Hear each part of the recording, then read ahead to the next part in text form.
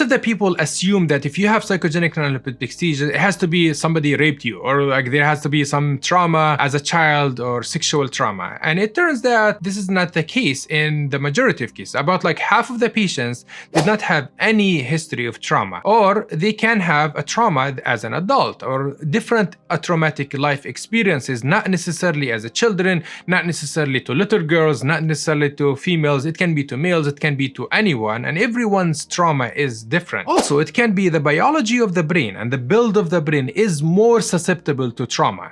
So sometimes people can have traumatic life experiences, and then the way they react to the trauma is how the condition evolves. Because some people will have traumatic life experiences and very adverse life event, and they don't have anything as a consequence. I mean, they get distressed, but they don't necessarily develop non-epileptic seizures or any other complications afterward.